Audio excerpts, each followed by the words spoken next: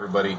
I'm just going to show you a little bit of the sump I got going on my 75-gallon tank here. Again, this is a 30-gallon long deep blue tank that I built for the sump. Just wanted to show everybody what I'm running in it. Was talking to everybody on Rotter Tube Radio about what I'm using. These are just basic polishing pads. I like to just keep them in here to just, I don't know, clean out the water a little bit more. They're fluval polishing pads, meant for a canister filter, but they work perfectly here. This right here, I just put this as well for getting other large particles that make it through. This is about a week old, and you can see that it's pretty clear. Not much gets in here because the filter sock and my skimmer are in the first chamber and they get pretty much everything. But I did want to show you where I have the Seachem matrix. I built this little basket, I guess you could call it. I got it from my local craft store.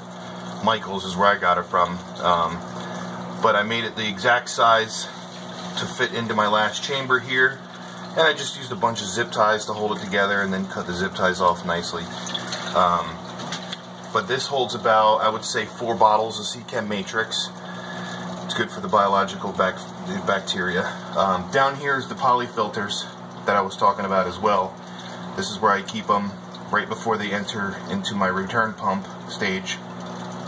These are about, I'd say, 6 weeks old, and you can see how they're turning like a brown color. Now if you buy the filter pads, on the back it'll tell you what it's actually filtering out by the color of it.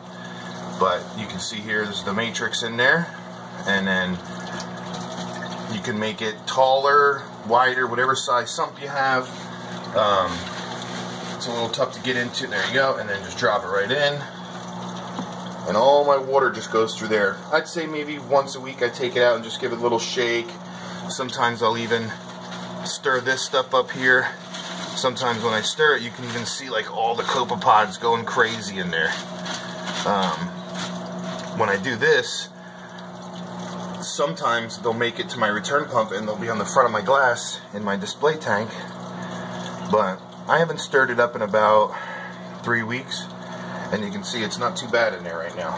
A little bit of particles, not much. I'm going to be taking my DIY carbon and Fosgard reactor. I'm going to be mounting that outside the tank next week. I'm just waiting to finish the bracket. And you can see this is just my return. It's got good flow. I like to force it through there because I'm not tumbling my carbon or my Fosgard. It's tightly packed, so you can do that, but I'm going to be running this in the back, probably also with a power head, because I want a lot of movement in my refugium here, since I don't have a lot of sand or anything in there. I don't have any sand, but so that's that. And then, you know, these right here, you can buy them. It's like $4 for these. They come in 18 inches, I think, by 30 inches. So you can cut them to any size you want. And then, since these are so fresh and new, I'll throw these right back in there.